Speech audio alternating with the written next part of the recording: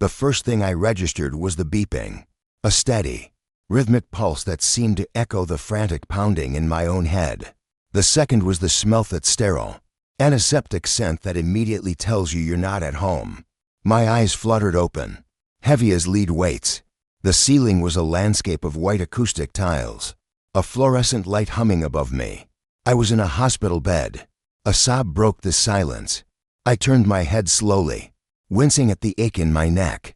Rick was slumped in a chair beside me, his head in his hands. His broad shoulders, usually a source of so much comfort, were shaking. His face, when he finally looked up, was a wreck. His eyes were red and swollen, tear tracks glistening on his unshaven cheeks. "Clara," he breathed, his voice raw. He surged forward, grabbing my hand. His was cold, trembling. "Oh, thank God, you're awake." My mind was a fog. I tried to sit up, a sharp pain shooting through my abdomen. I gasped and fell back against the pillows. And that's when I noticed it. The absence. The distinct, hollow feeling where there had once been a constant, reassuring weight. My hands flew to my stomach, which was now soft and empty beneath the thin hospital blanket. The gentle kicks, the rolling movements, the life that had been a part of me for 9 months, was gone. Panic, cold and sharp, clawed its way up my throat. "The baby," I rasped, my own voice sounding alien. "Rick, where's our baby? Is she?" I couldn't finish the sentence. The look on his face, the fresh wave of tears that spilled from his eyes, sent my world into a silent, screaming freefall. I thought the worst. I thought I had lost her. I thought my entire world had ended in this sterile white room, to the soundtrack of a beeping monitor and my husband's heartbroken sobs. His silence was the most terrifying sound I had ever heard. I started to cry, a guttural, wounded sound, and just as the darkness threatened to swallow me whole, the door to the room swung silently open. A nurse, her face a mask of gentle sympathy, pushed a small, clear bassinet inside. My heart stopped. It's strange how your brain can compartmentalize, how it can hold the memory of that terror, while simultaneously flashing back to the beginning of the storm. My mind drifts there now, back to just a few months ago, when our world was still painted in the warm, hopeful colors of autumn in Columbus, Ohio. Life was simple then. It was perfect. Rick and I had been married for 3 years, and we were ridiculously in love. We had a small house with a backyard we were proud of, stable jobs we both enjoyed, and a future that felt as bright and crisp as the fall air. The one thing missing was the one thing we wanted most. And when I finally saw those 2 pink lines on a pregnancy test one morning, it felt like the final, perfect piece of our puzzle had clicked into place. We were going to have a baby, a daughter. We decided to name her May, a name that felt like sunshine and new beginnings. Rick was born to be a father. He spent evenings assembling a crib with a level of focus I'd never seen him apply to anything else. He'd read chapters of The Hobbit to my belly, his deep voice a soothing rumble that May always seemed to respond to with a gentle flutter. Our world shrank to the size of that growing bump, and we had never been happier. Our families were thrilled. My parents, who live in Arizona, were already planning their first trip. Rick's sisters, Anna and Emma, were over the moon. Anna, who was a year younger than Rick, was my closest friend in his family. She was warm and bubbly, the kind of person who finds joy in everything. Emma, the youngest at 24, lived in Chicago, but our group chat was a constant stream of funny memes and excited squeals about becoming aunts. They were my sisters, in every way that mattered. And then there was Rachel, Rick's mother. To say my relationship with my mother-in-law was complicated is an understatement. Rachel raised 3 children on her own after her husband left. It was a story she told often, a cloak of martyrdom she wore with a certain pride. And because of it, Rick, Anna, and Emma treated her with a kind of reverent, careful respect. They knew her struggle had been real, and they spent most of their adult lives trying to make things easier for her. But her sacrifice had come with a price. She believed she had earned a controlling stake in all of their lives. She wasn't just a mother. She was the sun around which her children were expected to orbit. Anything that shifted that gravitational pull was seen as a threat. I tried my best to stay out of her way. Rick understood. He knew his mother could be a lot. He never forced a relationship. And for that, I was grateful. I was polite. I showed up for holidays. And I kept a respectful distance. It was a system that worked. Until May. The first crack appeared at a Sunday dinner. About 2 months before the wedding. We'd gathered everyone to officially announce the pregnancy. When we told them, the room erupted. Anna shrieked with joy, jumping up to hug me so tightly I feared for my ribs. Emma, on a video call from her apartment, was crying happy tears. Amid the celebration, I saw Rachel. She was smiling, but it was a brittle thing. A mask that didn't quite fit. It didn't reach her eyes, which were darting between my still flat stomach and Anna's beaming face. "Well, isn't that wonderful?" she said, her voice a little too bright. She patted my arm. "I just hope all this excitement doesn't overshadow Anna's big day. A wedding is a once-in-a-lifetime event. You know." The comment landed with a thud in the joyful room. A little bubble of silence formed around us before Anna quickly burst it. "Mom, don't be silly. This is the best news ever. It's like a wedding gift." I laughed it off, telling myself she was just stressed about the wedding. Anna was her only daughter getting married. After all, it was a big deal. I made an excuse for her. It was a habit I was getting good at. The cracks deepened a month later. At my baby shower, Anna and Emma had wanted to throw it for me, but Rachel insisted on co-hosting, which really meant she took over completely. I had imagined something small and intimate in our backyard. Rachel booked a room at a stuffy country club. I wanted a simple, rustic theme. She ordered towering, pastel floral arrangements and enough balloons to lift the house. The guest list was a mystery to me. Half the women there were her friends, people I'd never met. Who cooed about how brave I was for going through all this right before Anna's wedding? Throughout the party, she hovered, making comments disguised as concern. "Clara, dear, you look exhausted. You simply must rest. We can't have you looking pale in the wedding photos." Or, "Are you sure you should be eating that? Think of the baby and of fitting into a nice dress for the ceremony." Each word was a tiny, polite jab, framing my pregnancy not as a joy, but as an inconvenience to her daughter's perfect day. The grand finale was the gift opening. When it was her turn, Rachel stood and made a grand gesture of handing me a large, beautifully wrapped box. "I wanted to give you something truly special," she announced to the room, "something that represents the continuity of this family." I opened it. Inside, nestled in layers of tissue paper, was an old, yellowed christening gown.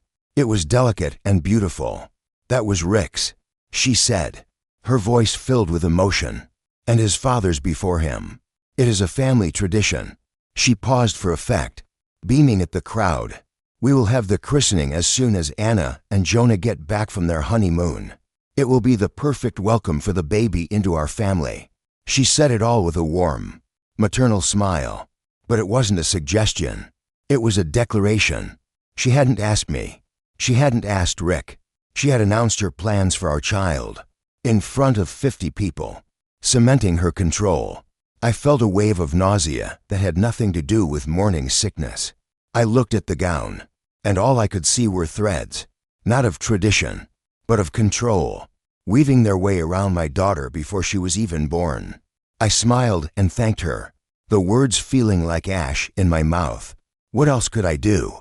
She had made sure of that. That night, I told Rick how I felt, how suffocated I was. He listened, wrapping his arms around me. "I know, honey, I know Mom can be a bit much," he said, kissing my forehead.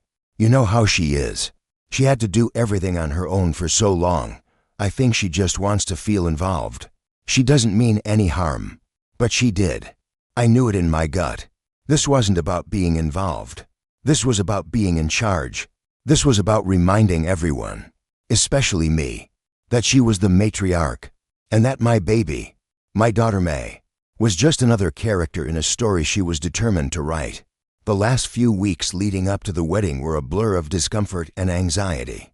Rick's words about his mother echoed in my mind. She doesn't mean any harm, but I couldn't shake the feeling that she did. Every interaction, no matter how small, felt like a chess move, and I was losing the game without even knowing the rules. My body was no longer my own. My ankles were permanently swollen. My back ached with a deep, persistent pain, and sleep had become a distant memory. I was a vessel for my daughter, and every ounce of my energy was dedicated to her well-being. It was this profound physical exhaustion that led me to make a difficult decision. The duties of a maid of honor, the running around, the standing for long periods, the constant availability were simply beyond my capabilities.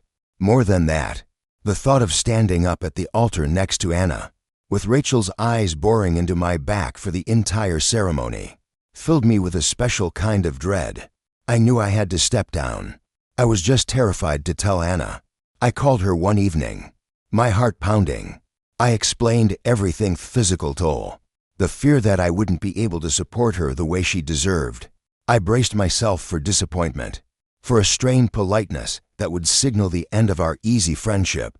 Instead, Anna laughed, a warm, genuine laugh that instantly dissolved my fears. "Oh my God, Clara, of course," she said. "You're 9 months pregnant. I would be a monster to expect you to do anything other than just show up and look beautiful. Emma can handle everything. Your only job now is to cook that little niece of mine. Please, don't give it another thought." Relief washed over me so intensely I felt lightheaded. "Thank you, Anna. I was so worried." "Don't be," she cut in gently. "You're my family. Your health and the baby's health are all that matters. I'm just so happy you'll be there." We hung up, and I felt a warmth spread through my chest. This was family. This was what it was supposed to feel like. The warmth lasted for exactly 1 day. The following evening, my phone rang. It was Rachel. I almost let it go to voicemail, but a foolish part of me thought maybe she was calling to see how I was feeling. "Hello," I answered. There was a beat of cold silence on the other end. Then, her voice, sharp as broken glass. "So, you found another way to make it all about you." I was so stunned. I couldn't speak. "What? Rachel, I don't know what you're talking about. Don't play dumb with me." "Clara," she hissed, dropping out as maid of honor, making Anna and Emma scramble to fix your mess. First the pregnancy, now this little drama. Can't you just let your sister-in-law have her 1 day? Is your need for attention really that bottomless? The accusations were so wildly unfair. They took my breath away. "That's not what happened," I stammered, my voice trembling. "I'm not well enough to handle it, and Anna completely understands. She was fine with it." "Oh, Anna is fine with it because she's a sweet girl who doesn't know how to say no," Rachel retorted. "She doesn't see how you manipulate everything. You come into this family, you get pregnant right before her wedding, and now you pull this stunt to make sure everyone is worried about poor, fragile Clara instead of the beautiful bride. It's disgusting." Tears of anger and frustration welled in my eyes. "You're wrong," I said, my voice barely a whisper. "You are completely wrong." "Am I?" she said, her voice dripping with venom.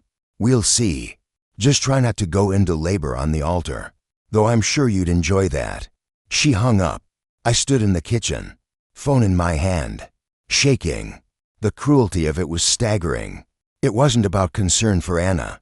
It was pure, unadulterated malice, directed at me, and I finally understood. I wasn't just an inconvenience to her. I was the enemy. On the morning of the wedding, I didn't want to go. I told Rick I felt sick, which wasn't a lie. My stomach was in knots.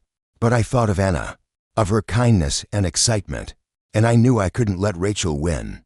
I couldn't abandon Anna on her day. So I squeezed my swollen feet into the only shoes that fit, draped myself in a loose-fitting maternity dress, and let Rick drive me to the venue. A beautifully restored barn set on acres of rolling Ohio countryside. The place was stunning. Strings of fairy lights were woven through the wooden rafters, and arrangements of autumn flowers filled the air with the scent of eucalyptus and cinnamon. But all the beauty in the world couldn't erase the dark cloud of Rachel's presence. From the moment we arrived, I felt her eyes on me. She didn't speak to me, but she didn't have to. Her glare was a physical force, a constant pressure on my back. Her lips were pressed into a thin, white line of disapproval every time she looked my way. I tried to ignore her, focusing on Anna, who looked breathtakingly happy in her wedding gown. "You came," she whispered, squeezing my hand as I found her in the bridal suite. "Thank you. It means the world to me. I wouldn't miss it for anything," I told her, and I meant it. In that moment, surrounded by her joy, I felt a renewed sense of purpose. I was here for her. Rachel and her bitterness didn't matter. The ceremony was set to begin at 4 o'clock. Guests were finding their seats, and a string quartet began to play softly in the corner of the barn. It was about 3:45 when I felt the first real pang. It was a low, dull ache in my back that wrapped around to my abdomen. I shifted in my chair, trying to get comfortable, dismissing it as just another one of the many aches and pains of late pregnancy. But then another one came, stronger this time. It stole my breath for a second. Panic began to prickle at the edges of my composure. Not now. Please, not now. I didn't want to cause a scene. I didn't want to prove Rachel right. I decided to slip away, to go upstairs to one of the private restrooms in the main farmhouse, hoping a few minutes alone would help me calm down and get a handle on whatever was happening. I stood up slowly, clutching my back, and began to make my way toward the wide staircase at the back of the barn. I was so focused on moving without drawing attention that I didn't notice the shadow that detached itself from the wall and began to follow me. As I placed my hand on the banister to pull myself up the first step, a flicker of movement caught my eye. It was Rachel. She was standing at the bottom of the stairs, watching me with an unreadable expression. Our eyes met for a fraction of a second before I looked away and continued my slow ascent. The bathroom upstairs was quiet and cool. I leaned against the sink, breathing deeply, splashing cold water on my face. The pain was real now, coming in waves.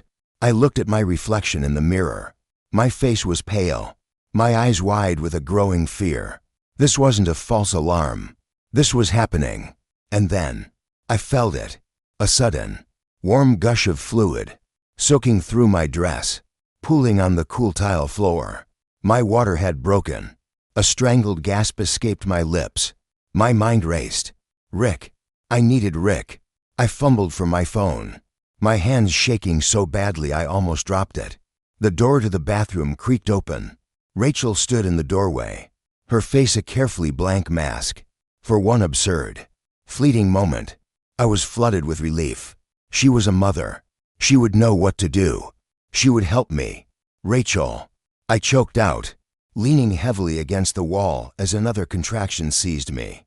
My water, it broke. You have to get Rick.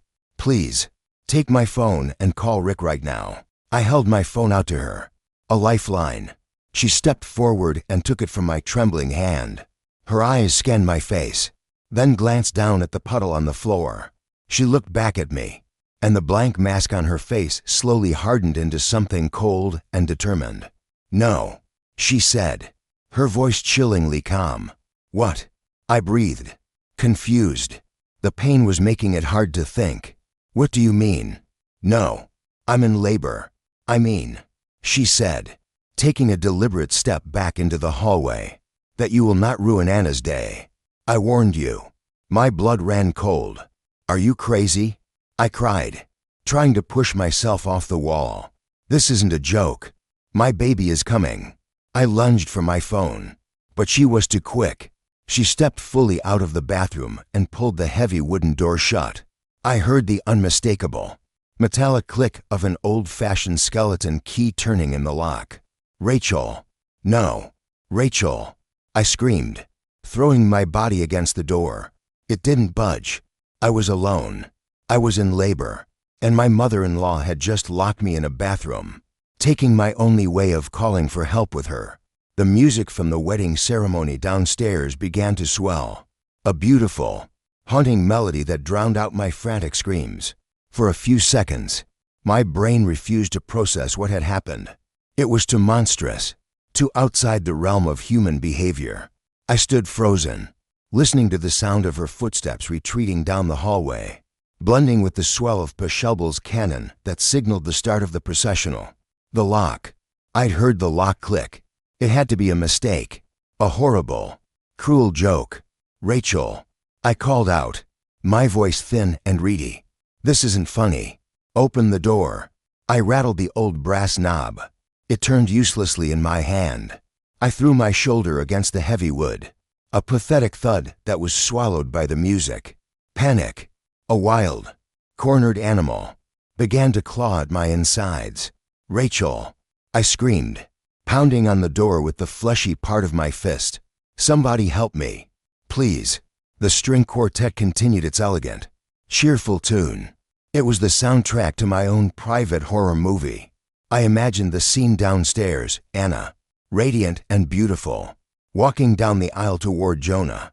Rick, standing beside his friend, a proud smile on his face, and Rachel, sitting in the front row, her face a perfect portrait of a loving mother. While upstairs, I was trapped, fighting for my life and the life of her grandchild. The sheer, calculated evil of it was incomprehensible. Another contraction ripped through me, more powerful than the last. It buckled my knees, and I slid down the door to the cold tile floor, a guttural cry tearing from my throat. I was drenched in sweat. My dress was soaked.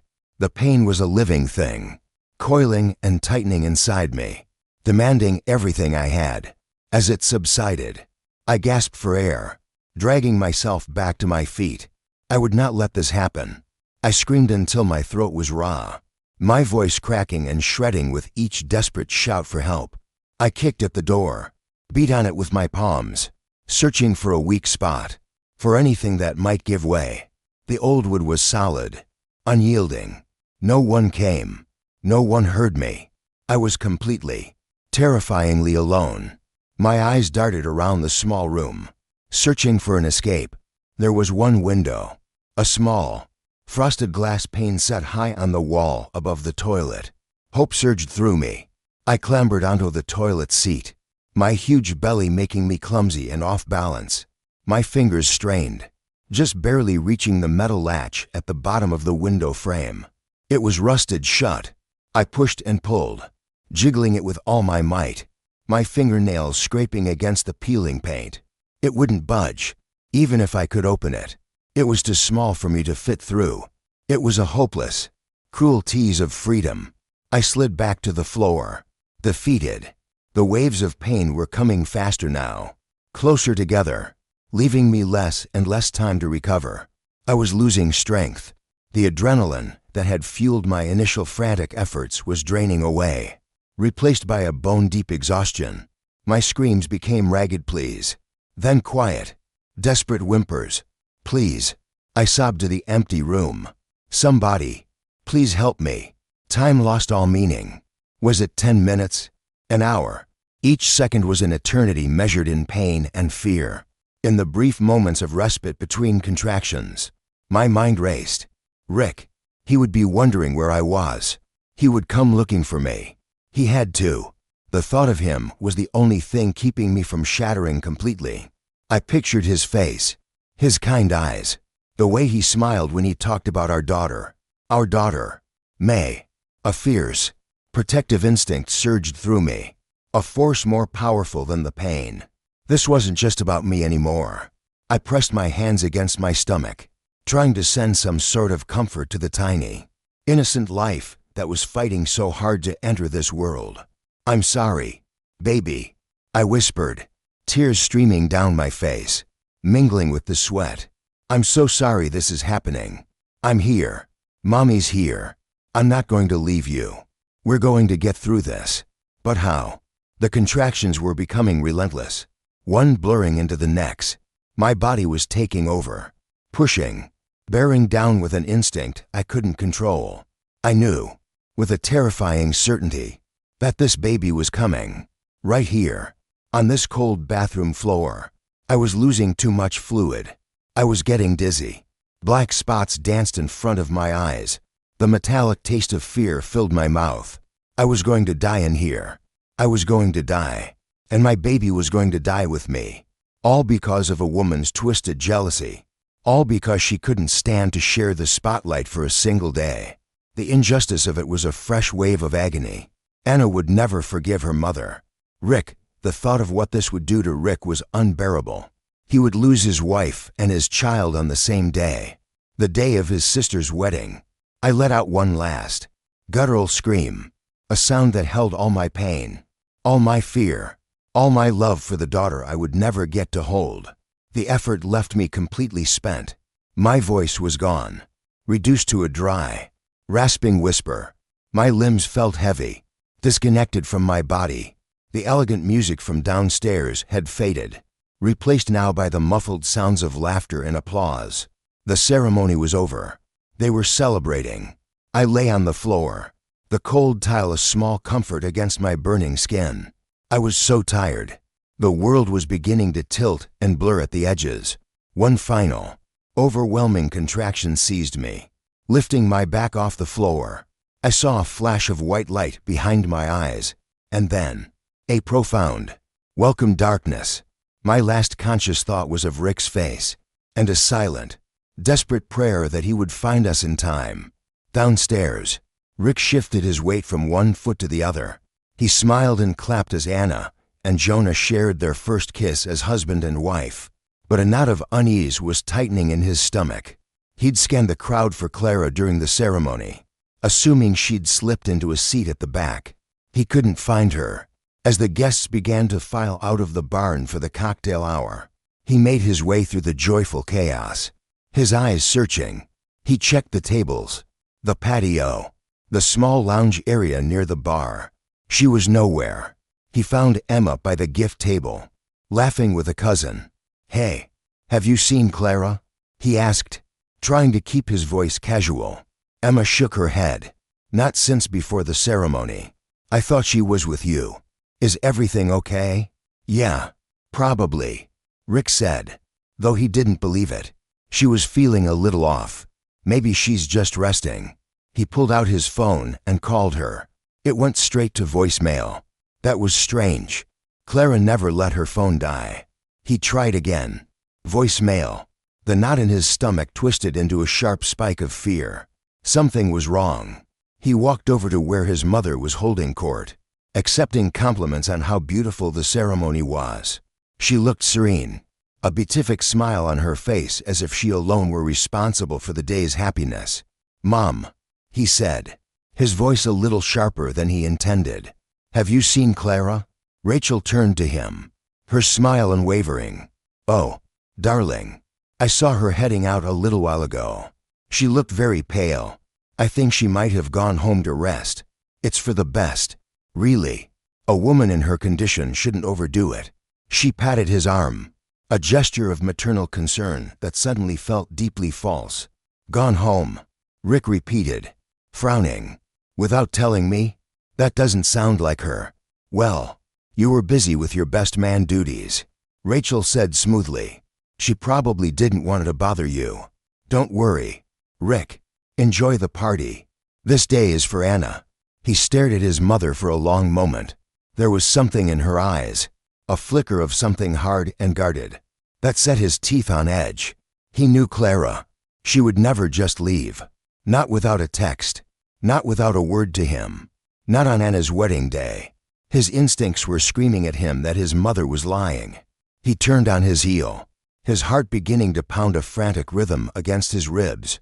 He strode back into the barn, his gaze sweeping over every corner. He walked out to the parking lot, his steps quickening. Their car was still there, exactly where he'd parked it. The spike of fear in his gut was now a raging fire. She hadn't gone home. She was here, somewhere, and she wasn't answering her phone. He ran back inside, his mind racing through possibilities. Had she fallen? Was she hurt? He re-entered the main farmhouse, the one attached to the barn. The ground floor was empty, rooms set up for the bridal party. He took the stairs two at a time, his voice echoing in the quiet hallway. "Clara, Clara, are you up here? Silence. He began opening doors. A storage closet. A small office. An empty bedroom. At the end of the hall was a bathroom. The door was closed. He knocked sharply. Clara, honey, are you in there? There was no answer. He tried the handle. It was locked. Clara, I know you're in there, he said, his voice rising with panic. Please, just say something. Let me know you're okay. He pressed his ear against the door, listening. He thought he heard something, the faint, almost imperceptible sound, like a soft moan. It was enough. Okay, honey, I'm getting you out, he shouted, his voice shaking. He threw his shoulder against the door. The old wood groaned, but the frame held. He backed up and slammed into it again, channeling all of his fear and adrenaline into the blow. The wood splintered around the lock. One more heave, and the door burst open, crashing against the interior wall. The sight that met his eyes would be burned into his memory forever. Clara was on the floor, curled in a heap beside the toilet. She was unconscious, her face as white as the wedding dress downstairs. Her own dress was soaked, and there was a terrifying amount of fluid pooled on the floor around her. For one horrifying second, he thought the fluid was blood. He thought she was dead. A raw, animalistic sound of pure terror was torn from his throat. He fell to his knees beside her, his hands hovering over her, afraid to touch her, afraid of how cold her skin might be. Clara, oh my God. Clara, wake up, he sobbed, his voice breaking. He gently touched her cheek. It was clammy, but warm. He saw the faint flutter of her eyelashes, the shallow rise and fall of her chest. She was breathing. Relief, so powerful it almost made him sick. Wired with his terror, he pulled out his phone, his fingers fumbling as he dialed 911. He barked their location to the dispatcher, his voice cracking with urgency. As he ended the call, he heard a gasp from the doorway. He looked up to see his mother standing there, her hand clasped over her mouth, her eyes wide with what looked like shock. My God, she whispered. What happened? Rick stared at her, the pieces clicking into place with horrifying speed. The locked door, Clara's phone going straight to voicemail, his mother's cool, calculated lie about her going home. He looked down and saw something on the floor near Clara's hand, half hidden under the hem of her dress.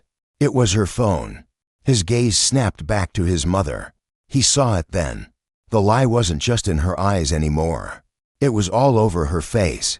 The fake shock was already crumbling, revealing the raw, panicked guilt underneath. You, he whispered, the single word filled with a dawning, sickening comprehension. You did this. Rachel's face went pale. Richard, don't be ridiculous. I just got here. I heard you shouting and came to see what was wrong. Her phone went to voicemail. Mom, Rick said, his voice dangerously low as he stood up. Why did my wife's phone go to voicemail? He took a step toward her. She flinched, backing away. He saw it on her face then. The truth, and it was worse than anything he could have ever imagined. He bent down and picked up Clara's phone. The screen was dark. The battery was dead. And then he saw his own phone. He held it up. He had full service. A horrible thought occurred to him. He looked at his mother, his heart turning to a block of ice in his chest. Where's her phone? Mom. Rachel began to stammer, her eyes darting around wildly. I don't know what you're talking about. But Rick wasn't listening. He pushed past her and strode down the hall. He found her purse sitting on a table in the empty bridal suite. He opened it and dumped the contents onto the floor. And there, amidst the lipstick and tissues and keys, was Clara's phone. It was powered off. He turned slowly, the phone heavy in his hand, and walked back to the bathroom where his mother stood, frozen in the doorway. He held it up for her to see. He didn't have to say a word. Her face crumpled. The lies, the excuses, the carefully constructed facade of the loving matriarchate all dissolved in an instant, leaving only the ugly, twisted truth behind. She let out a strangled sob and broke down, confessing everything in a torrent of panicked, Self-pitying words. She didn't want Clara to steal Anna's spotlight. She just wanted to delay things for an hour. Just until after the ceremony. She didn't think this would happen. She didn't mean for any of this to happen. Rick listened, his expression hardening into something she had never seen before: cold, unforgiving fury. He felt nothing for her tears.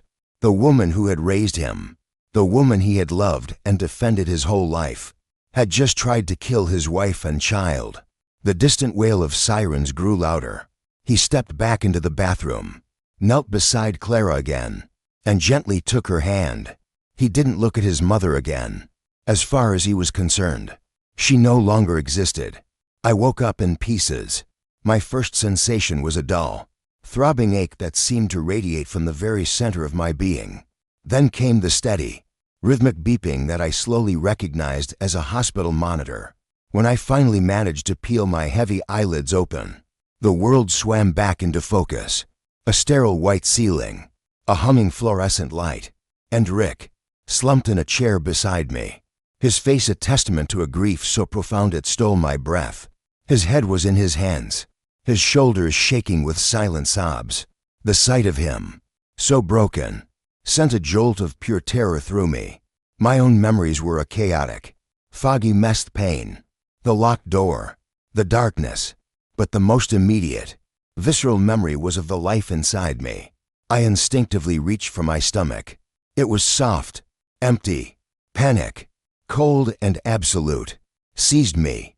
The baby. I rasped, my voice a dry, unused thing. Rick, where's our baby? Is she gone?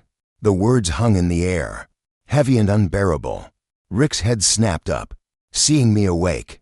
He let out a choked sound that was half sob, half sigh of relief. He surged forward and grabbed my hand, his grip desperate. Clara. Oh, thank God. But the fresh tears streaming down his ravaged face did nothing to soothe my rising hysteria. He wasn't answering me. He was just crying. And in my terrified, disoriented state, his silence was a confirmation of my worst fear. I had lost her. After everything, I had lost my daughter. A guttural wail of despair was ripped from my soul, just as the darkness threatened to consume me. The door to the room swung open. A nurse with kind, sympathetic eyes walked in, pushing a small, clear bassinet, and inside, wrapped in a pink blanket, was the most beautiful thing I had ever seen.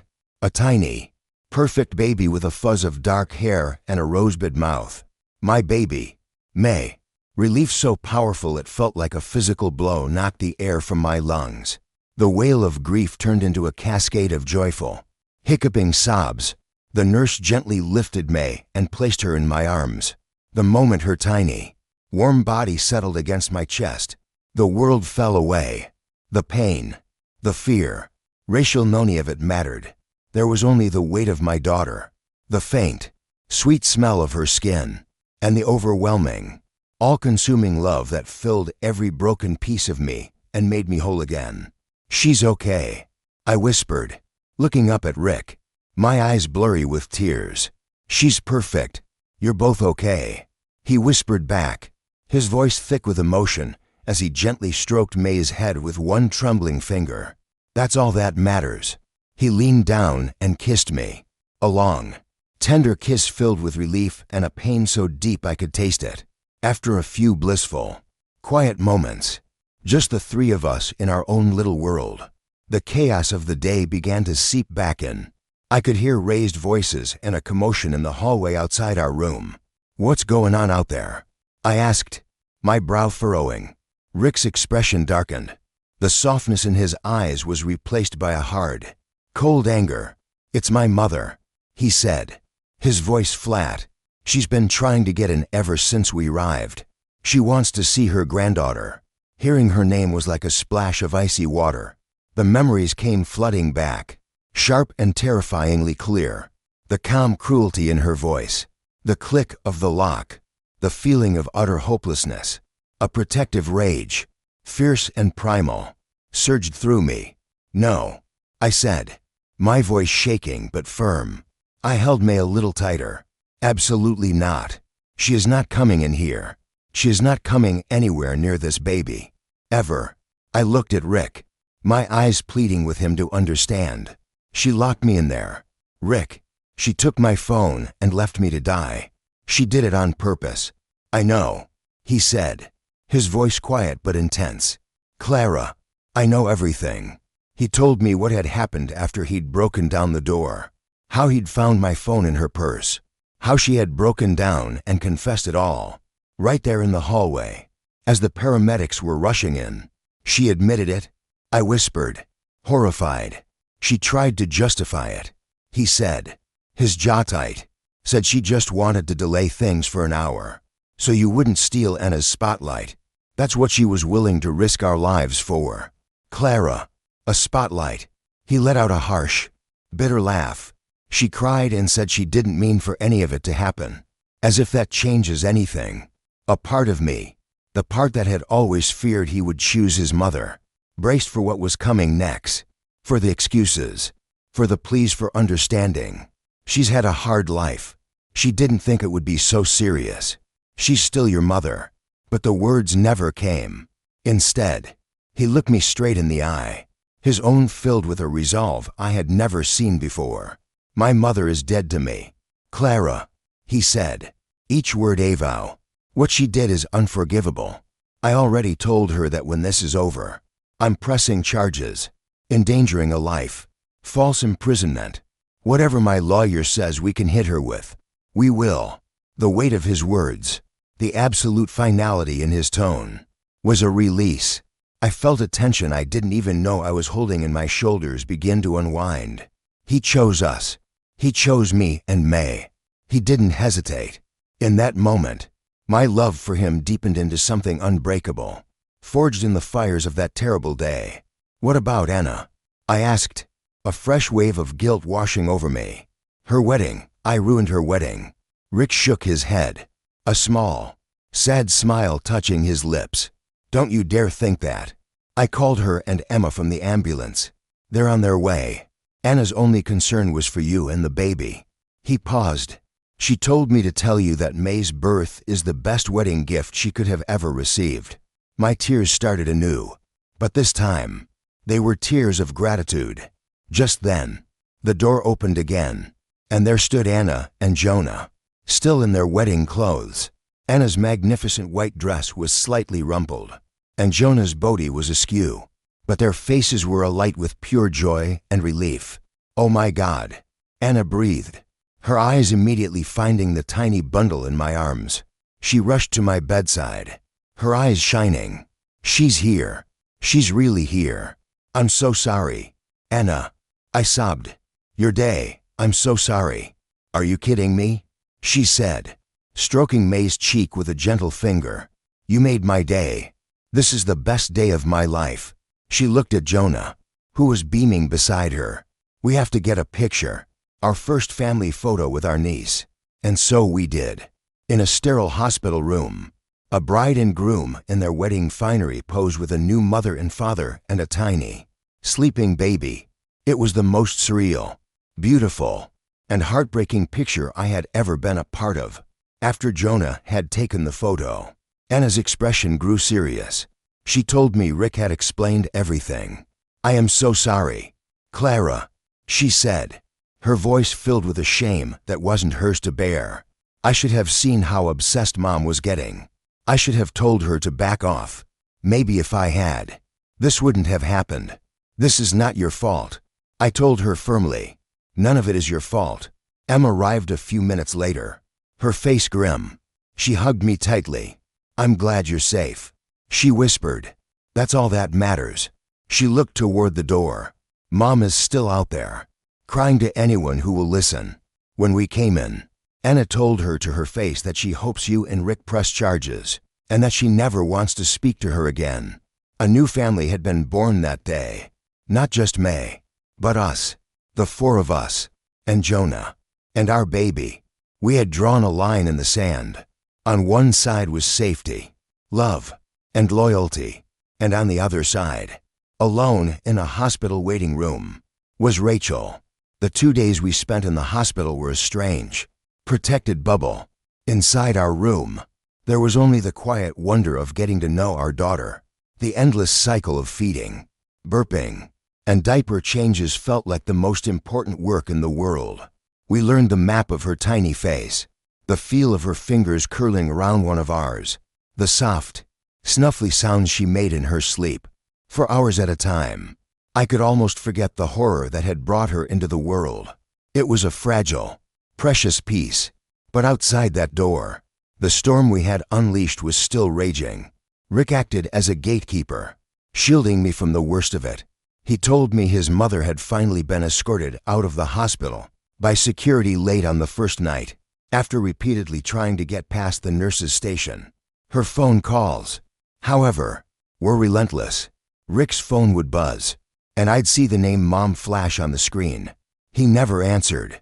He would just silence the call, his jaw tightening, and then turn back to me and May with a forced smile. Anna and Emma became our lifelines. They brought us food, clean clothes, and an endless supply of coffee. They cooed over May, took turns holding her so I could shower, and filled the quiet room with a warmth and normalcy we desperately needed. They spoke of Rachel in hushed, pained tones. She had been bombarding them with texts and voicemails, a frantic mix of apologies, accusations, and self-pity. She says she was just trying to be a good mother to Anna. Emma recounted one afternoon, scrolling through her phone with a disgusted look on her face. She's trying to twist it, to make it seem like her only crime was loving her daughter too much. It's insane. She's not my grandmother, I said quietly, looking down at May sleeping on my chest. The words felt heavy and final. She doesn't get to be. Anna reached out and squeezed my arm. We know, Clara. We all agree. She gave up that right. When it was time to go home, I was terrified. The hospital had felt safe. Our house, the place that was once my sanctuary, now felt vulnerable. What if she showed up? What if she tried something? Rick must have seen the fear in my eyes. I've already changed the locks, he said quietly as he buckled May into her car seat for the first time. And I'm installing a security camera system this weekend. She is never setting foot in our house again. The first week at home was a whirlwind of newborn chaos. We were exhausted, hormonal, and utterly in love. The outside world barely registered. Rick handled everything. He dealt with the insurance paperwork, fielded calls from concerned family members, and spoke to a lawyer about pressing charges. The lawyer was confident we had a strong case, but warned us it would be a long, emotionally draining process. As the days turned into a week, the weight of a potential legal battle began to press down on me. The thought of depositions, of having to recount the most traumatic day of my life in a cold courtroom, of seeing Rachel's face again, made my stomach churn. I had a newborn to care for. My body was still healing. My mind was fragile. All of my energy, every last drop, was focused on keeping myself and my tiny daughter afloat. I didn't have anything left to give to a lawsuit. One night, as Rick was rocking a fussy May back and forth across the living room, I finally said it. I don't want to press charges.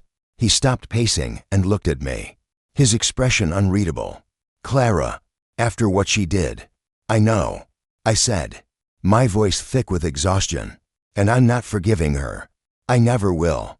But Rick, I can't do it. I can't spend the next year of May's life in a courtroom. I can't relive that day over and over. I just want peace. I just want to focus on our daughter. He looked from my face to the tiny baby in his arms, and I saw the anger in his eyes soften into a deep, weary sadness. He nodded slowly. Okay, he said. If that's what you want. Okay. The next day, Rick called his mother. He put the phone on speaker so I could hear, but I stayed in the other room. Her voice, when she answered, was pathetically hopeful. Richard, we're not pressing charges, Rick said, his tone devoid of any emotion. Clara doesn't have the energy to deal with it, and we need to focus on our daughter. But don't mistake this for forgiveness. It's not. This changes nothing. You are to stay away from us. You will not call. You will not text. And you will never, ever come to our house. If you do, We will get a restraining order. Do you understand? There was a long pause, and then the sound of her weeping. Thank you. She sobbed. Oh, Richard. Thank you. I just want to see the baby. Just once. I need to see her. No. Rick said. The word like a door slamming shut. That will never happen. You need to accept that. Goodbye.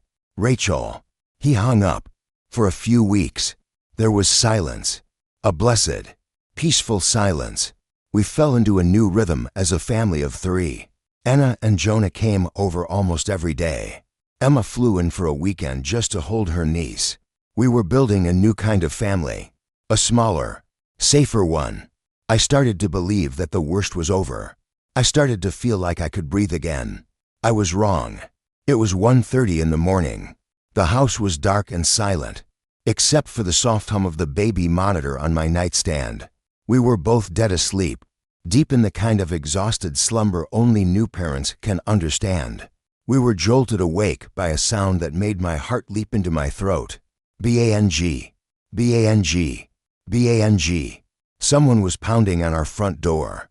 Not knocking, pounding, with the full force of their body. My first thought was a home invasion. I grabbed May from her bassinet, my body moving on pure instinct, and ran into the closet, pulling the door shut behind me. I held my breath, clutching my sleeping baby to my chest, my heart hammering against my ribs. I heard Rick's heavy footsteps as he ran downstairs. I heard the click of the deadbolt. Then, his voice, low and furious. What the hell are you doing here? And then, a woman's voice, shrill and unhinged, screaming into the quiet suburban night. You can't keep her from me. She's my grandchild. I have a right. Let me in. I need to see my granddaughter. It was Rachel. My blood ran cold. This wasn't the sound of a grieving mother. This was the sound of someone who had completely lost control. I heard Rick shouting at her to leave, threatening to call the police.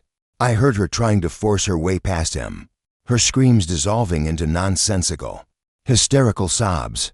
I huddled in the dark closet, shielding May's ears with my hand, praying she wouldn't wake up. I was trembling, not with anger anymore, but with a primal, chilling fear. This woman wasn't just manipulative. She wasn't just cruel. She was unstable, and she was dangerous. The peace I had so desperately craved was a lie. The nightmare wasn't over. It had just followed us home. The pounding on the door eventually stopped. I heard Rick shouting one last, final threat to call the police, followed by the sound of the deadbolt sliding home with a definitive thud. I stayed hidden in the darkness of the closet for a long time, listening, my body rigid with fear. May stirred in my arms, and I rocked her gently, my own heart a frantic drum against her tiny back. After what felt like an eternity, I heard Rick's slow, heavy footsteps coming back up the stairs. The closet door opened. He stood there, silhouetted by the dim light of the hallway, his face pale and drawn. She's gone, he said, his voice a ragged whisper. I stepped out of the closet, my legs unsteady. What did she want? I asked, though I already knew. She was screaming that she wanted to see May, he said, running a hand through his already disheveled hair. She was unhinged. Clara, trying to push her way inside. I had to threaten her with the cops before she finally backed off. He looked at me, his eyes filled with a mixture of fury and a terrible, dawning horror. This isn't over. She's not going to stop. We immediately called Anna and Emma, waking them up to tell them what had happened. We were all in agreement this had crossed a line from family drama into something far more disturbing. We were all concerned for her mental state, but a cold, hard knot of fear was tightening in my own chest. This wasn't just about her anymore. This was about keeping our daughter safe from her. The next day, as if on cue, the text message arrived. It was a long, rambling block of text sent to a group chat Rachel had created with me and Rick. I read the first few lines and felt a wave of nausea. It started with a tirade about how cruel and ungrateful we were, how we were punishing her for her only crime, which was being a loving, protective mother. It was the same self-pitying nonsense she'd been spewing since the hospital. I was about to delete the entire thread when Rick stopped me. "Wait," he said, his voice grim. "Read the rest." And so I did. And as I read, the last lingering shreds of my pity for her, the tiny, misguided part of me that wondered if she was just a grieving woman who had made a terrible mistake, evaporated into nothing. What replaced it was a chilling, absolute certainty that this woman was a monster. Gradually, her message became more unhinged. She wrote that she had carried the burden of raising 3 children alone, and had always been forced to juggle one child's priorities over another's. That's what she felt she was doing on my daughter's birthday. She claimed she was just trying to protect Anna's special day. Then, the confession, the real truth, stripped of all her martyred excuses. "I was worried that with May in your lives, I wouldn't be as important to my children anymore." She wrote, "When you announced your pregnancy, I expected Anna to be mad. That's what a normal woman would feel. But when I saw you were all so happy about the baby and the wedding, I didn't like it. I didn't like that you were all happy together, for each other." The words were so cold, so pathologically selfish. They didn't seem real. She wanted us to be jealous and competitive. She had hoped the baby would drive a wedge between us. And when it did the opposite, bringing us all closer, she couldn't stand it. "When I realized your due date was so close to the wedding, I was praying something would happen. I was hoping Anna would be angry, that the baby wouldn't steal everyone's attention away from her. But it didn't happen. All anyone could talk about was May. I felt so disrespected. A baby who wasn't even born had taken my place as the thing that united all of you. I felt like I couldn't breathe. Disrespected? A 7-week-old baby had disrespected her. It wasn't about Anna's spotlight. It was never about Anna. It was about her spotlight. My baby wasn't a grandchild to her. She was competition, a rival for the love and attention of her children." She was still typing, 3 dots pulsing at the bottom of the screen. When I looked up at Rick, "Block her," I said, my voice shaking with a cold rage. "Block her right now. She is deranged. She is unsafe. I don't want her to have any way of contacting us ever again." He did it without a word. We forwarded the screenshots of the entire conversation to Anna and Emma. They were as horrified as we were. It was Emma, always the most practical one, who made the decision. "This is beyond just being a hateful person," she wrote in our sibling group chat. "I think she might be having some kind of manic episode. I'm flying down this weekend. I'm going to take her to get a proper psychological evaluation. We need to know if there's something medically wrong with her." It seemed like a sensible plan. A small, foolish part of me even hoped they would find something. A tumor, a chemical imbalance, a psychiatric disorder, anything that could explain this monstrous behavior. An explanation wouldn't excuse what she did, but it would at least make sense of it. It would make her a sick woman in need of help, not just a purely evil one. I told Rick and his sisters that I supported their decision, but that I needed to stay out of it. My only priority was May. My world had shrunk to the 4 walls of our home, to the circle of my arms around my child. I was building a fortress, and Rachel was the one person who would never, ever be allowed inside. Emma flew in that Friday. She managed to convince Rachel to go with her for an evaluation, telling her it was just a checkup to make sure the stress of everything hadn't affected her health. The next few days were spent in a state of suspended animation, waiting for the results. We were all holding our breath, waiting for an answer that we hoped would bring clarity, if not peace. The call came on a Tuesday afternoon. It was Emma. Her voice was flat, devoid of all emotion. "Well, we have the results," she said. "And?" Rick asked, his voice tight with anticipation. There was a long pause on the other end of the line, and then Emma spoke, her voice weary and resigned. "She's fine." "Fine," Rick repeated, his voice incredulous. "What do you mean? She's fine? Did you see the text she sent? Did you tell them she showed up at our house in the middle of the night?" "I told them everything," Emma said, a deep sigh traveling through the phone. "I gave them the full history. They ran a complete workup. They spoke with a psychologist and a psychiatrist for hours. And the conclusion is, she's fine. I felt a sinking feeling in my stomach. There's nothing wrong with her. I asked, my voice barely a whisper. Oh, there's plenty wrong with her, Emma said, a bitter edge to her voice. But it's not medical. They diagnosed her with generalized anxiety disorder and narcissistic personality traits. But that's it. There's no tumor, no psychosis, no underlying medical reason that excuses her behavior. The doctor was very clear. Her actions didn't come from a place of mental illness. They came from a place of malice. Emma paused, and when she spoke again, her voice was hard. This is just who she is. The words hung in the air, heavy and absolute. This was it. The final, damning piece of the puzzle. There was no illness to blame, no condition to treat. The cruelty, the jealousy, the calculated, life-threatening actions, they were all a choice. They were all a part of the woman who had raised my husband. I told her I was done. Emma continued, her voice cracking for the first time. I told her I was willing to help her if she was sick, but I can't help her with this. I can't tolerate this hatefulness. I'm going no contact. Rick, for good. After Rick hung up, a profound, chilling silence filled our house. All this time, we had been searching for a reason, an explanation that could make sense of the senseless. But the truth was far simpler and far more terrifying. Our mother-in-law, was simply a bad person. There was no reconciling with that. There was no fixing it. There was only accepting it and protecting ourselves from it. We have to get a restraining order, I said, looking at Rick. Not just a threat, a real one. For me, and for May. I need to know that she can't legally come near us. He nodded, his face set like stone. I'll call the lawyer first thing in the morning. And we did.